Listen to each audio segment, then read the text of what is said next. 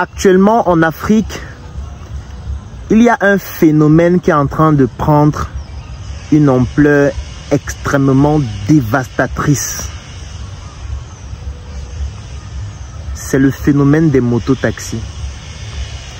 Je sais que vous allez me dire que les mototaxis existent depuis longtemps, ce n'est pas quelque chose de nouveau. Mais il y a un danger imminent qui est en train de se produire et dont l'une des raisons, ce sont les mototaxis. Bien sûr, ce n'est pas la seule raison, mais dans cette vidéo, je voudrais parler de cette cause-là qui est en train d'entraîner des bouleversements économiques profonds. Avant d'expliquer, nous sommes d'accord que nous sommes dans un contexte en Afrique où le taux de chômage est très élevé, où les diplômés ont des difficultés à trouver des opportunités d'affaires décentes. Et certains jeunes, pour ne pas se retrouver en train de voler, en train de braquer, en train de plonger dans le banditisme, se retrouvent donc à pratiquer cette activité, à savoir le mototaxi. Bien sûr, il y a beaucoup d'autres travers, mais je ne pourrais pas parler d'une activité en mettant uniquement en avant les travers, parce que les travers existent dans pratiquement tous les domaines. Parce que oui, parmi les mototaximans, on a aussi des agresseurs, on a aussi des bandits, ainsi de suite. Mais j'estime que ça ne représente pas la majorité. C'est juste une exception dans ce métier improvisé qui découle parfois du manque d'opportunités offertes par nos différents États. Mais ce dont je veux parler dans cette vidéo, c'est l'impact que les mototaxis ont dans notre niveau de vie, dans le coût de la vie, dans la cherté de la vie en Afrique. Et je vais prendre un exemple avec le Cameroun, mais ça se vérifie dans plusieurs autres pays.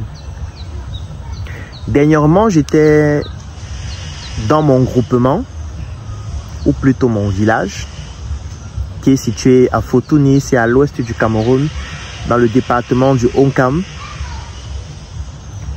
Et dans mon village, j'ai remarqué une situation qui n'est pas singulière à mon village, et on remarque ça dans pratiquement tous les villages du Cameroun. C'est le fait que les jeunes ne vont plus au champ. Parce que nos ancêtres fonctionnaient comment?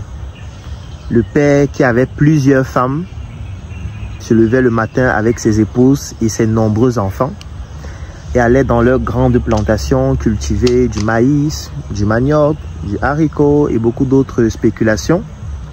Rentrait du champ parfois dans l'après-midi ou très tard dans la soirée. Ensuite préparait, mangeait, vendait le reste pour pouvoir acheter d'autres denrées, troquait pour payer les études des enfants, ainsi de suite. Donc ce qui fait que le village se développait grâce au développement agricole. Le développement économique du village était appuyé sur l'agriculture et un peu la micro-industrie, c'est-à-dire la transformation de ces matières premières agricoles-là pour pouvoir obtenir certains produits manufacturés.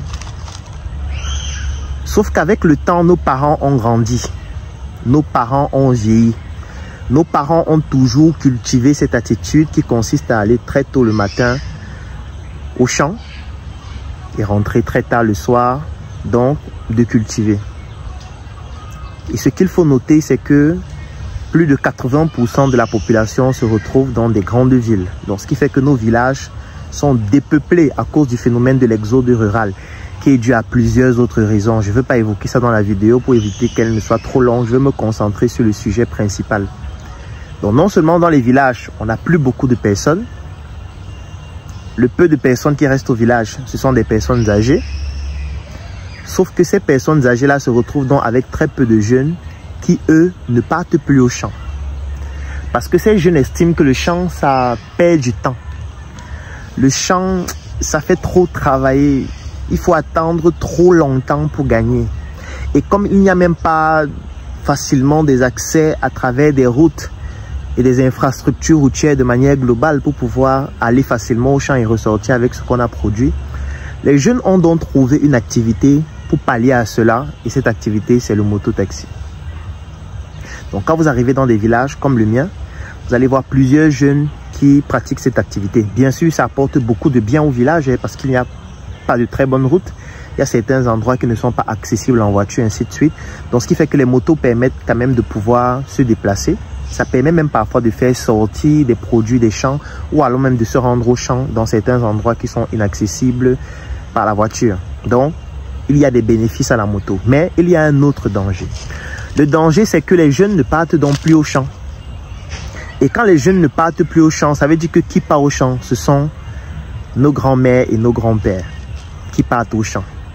Ça, c'est de 1. De 2, nos grands-pères et nos grands-mères partent au champ effectuer une culture qui est artisanale. Ça veut dire on utilise encore la roue, on utilise encore la machette. On défriche encore avec les mains parfois. On désherbe avec les mains. On fait tout de manière manuelle. Et non seulement c'est fait de manière artisanale, c'est fait par des personnes qui sont très vieilles. Ce qui fait donc en sorte que la capacité de production est très faible. La rapidité de production est très faible. Les coûts de production sont très élevés parce qu'il n'y a plus assez de jeunes pour travailler avec ces personnes âgées. Les jeunes font la moto parce que ça permet de gagner de l'argent rapidement. Lorsque tu prends ta moto le matin, le soir, tu es sûr que tu auras tes 5 000, tes 10 000, parfois plus en fonction de l'endroit où tu te trouves. Dès que tu as enlevé l'argent du carburant, tu as de l'argent le soir pour prendre une bière, pour coucher avec une fille, une prostituée, ainsi de suite. Donc du coup, les jeunes ne partent plus au champ. Sauf que la conséquence, elle est fatale. Nos parents partent au champ déjà très âgés, produisent dans des conditions très difficiles de manière artisanale parce que n'ayant même plus assez de force. La capacité de production est très faible, les coûts de production deviennent très élevés. Faire sortir les produits du champ devient très compliqué. Et lorsque le produit arrive donc sur les marchés, même au village, les produits commencent à coûter très cher à cause de ce phénomène. Comme je l'ai dit, ce n'est pas la seule raison. Parce que je vois déjà les gens en commentaire venir me dire « Donc vous voulez dire que ce sont les motos qui sont la cause ?» Non, ce n'est pas la seule raison, mais c'est l'une des raisons. Et je le dis depuis le début de la vidéo. Il y a plusieurs autres raisons, mais ça fait partie des raisons. Vous allez vous rendre compte que dans les villages, les produits commencent à coûter cher. La tomate qui coûtait par exemple moins cher dans certains villages commence à coûter cher. Les bâtons de manioc qui coûtaient moins cher dans certains villages commencent à coûter cher. Pratiquement tous les produits. Et comme plus de 80% de la population se retrouve en ville, les produits qui sont déjà chers au village doivent donc quitter le village pour se retrouver en ville. Donc on va ajouter à ce prix déjà élevé le prix ou plutôt le coût de la logistique. Ce qui fait donc qu'en ville, on se retrouve avec des produits qui coûtent plus cher. Quand les produits sont plus chers et se retrouvent en concurrence avec des produits importés qui parfois bénéficient des accords de partenariat économique qu'on a abrégé APE, parce qu'il y a certains produits qui viennent d'Occident qui ne payent pas la douane et qui se retrouvent donc à des coûts beaucoup plus faibles que ce qu'on produit chez nous, déjà à des coûts plus élevés. Donc ce qu'on produit chez nous, déjà la capacité de production est faible, les coûts sont trop élevés. Lorsqu'on ajoute la logistique et tout ce qu'il y a comme charge, ça fait en sorte que ça devient trop cher. Donc les mamans qui produisent, non seulement elles ne produisent pas beaucoup, ça coûte cher, elles ont des difficultés à écouler parce que les coûts sont plus élevés, elles sont obligées de vendre plus cher. Et elles sont en compétition avec des produits qui viennent d'Occident, qui sont moins chers, qui sont produits à l'échelle. Et du coup, ça fait en sorte que le coût de la vie devient plus élevé. Ça fait en sorte qu'on soit toujours obligé d'importer un peu plus, donc de rendre notre balance commerciale toujours déficitaire. Et les jeunes, de plus en plus, ne trouvant pas de travail, se lancent encore plus dans la moto, se lancent beaucoup moins dans les activités agricoles, ce qui aggrave encore le phénomène. Donc, ça crée comme une boucle qui ne fait que s'aggraver avec le temps. Et le problème, c'est parce que les jeunes aussi s'inspirent de leur modèle. Parce que tout le monde est un modèle, même si on ne veut pas le reconnaître. Les jeunes s'inspirent d'Internet aujourd'hui. Aujourd'hui, les jeunes regardent sur Internet. Il y a combien d'agriculteurs sur Internet qui est milliardaire et qui se vantent d'être milliardaires grâce à l'agriculture? Vous voyez qu'il n'y en a pas beaucoup, n'est-ce pas? Il y a combien de personnes sur Internet qui parlent d'agriculture et quand vous voyez ces personnes, vous sentez que vraiment grâce à l'agriculture, ces personnes ont brise comme on dit au Cameroun. Il n'y a pas suffisamment de valorisation de l'agriculture dans notre pays et même partout en Afrique. Et quand on ne valorise pas suffisamment un métier, ça fait en sorte que cela ne crée pas des vocations. Parce que pour créer des vocations, il faut valoriser le métier. Si on valorise l'agriculture, si on montre des personnes qui ont prospéré grâce à l'agriculture, qui se sont développés et qui en parlent avec fierté, ce qui va se passer, c'est que ça va créer des vocations. Ça va pousser les jeunes à comprendre que certainement, ça c'est un secteur d'activité qui est intéressant.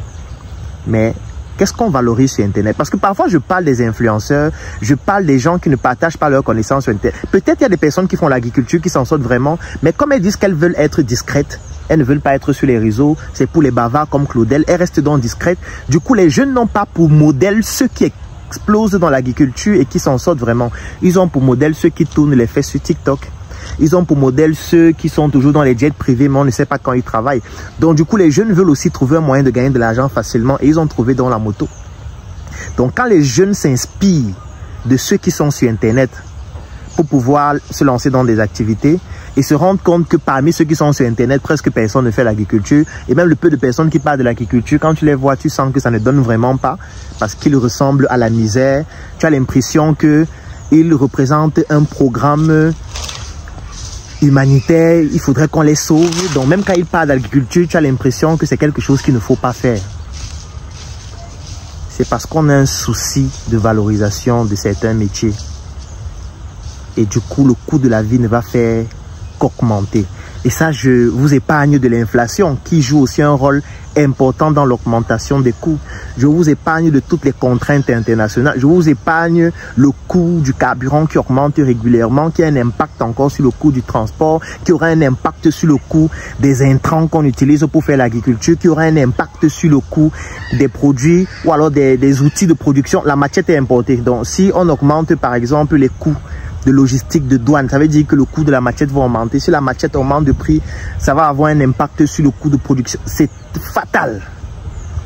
C'est fatal. Ce phénomène est en train... Je ne parle pas des conséquences médicales.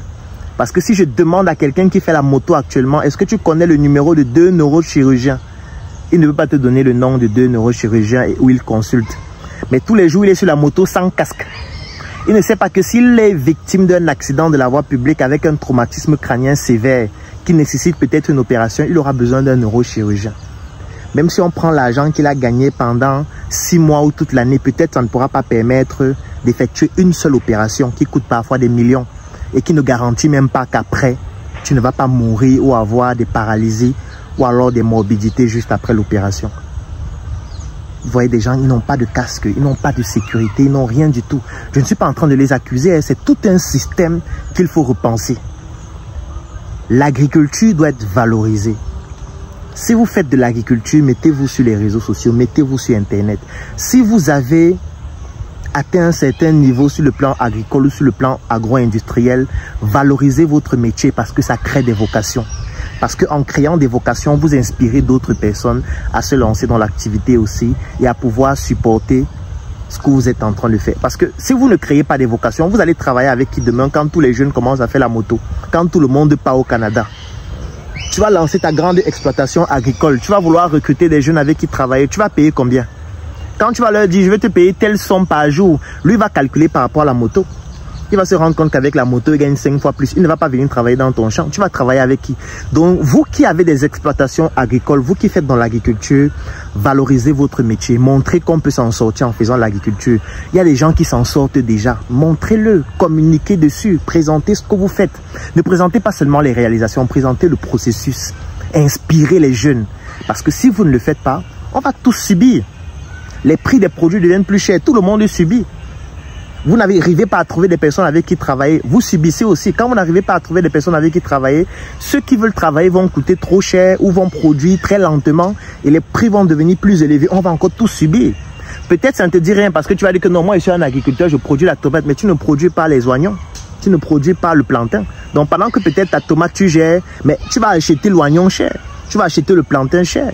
C'est pour ça que nous, avec nos marques SM et Njoka, nous avons décidé de valoriser nos produits manufacturés pour encourager aussi les producteurs sur le plan agricole. Pour leur dire, vous faites de très bons plantains, nous on est capable de valoriser ça pour créer une marque qui va aller compétir à travers le monde. Continuez de produire du plantain, nous on va valoriser ça. En valorisant notre produit Njoka, c'est une manière de valoriser toute la filière et la chaîne de valeur du plantain. En valorisant nos articles SM, c'est une manière de valoriser la production du coton, de valoriser les tisserands. de valoriser les stylistes, de valoriser les couturiers, de valoriser tous ceux qui sont dans la chaîne de valeur.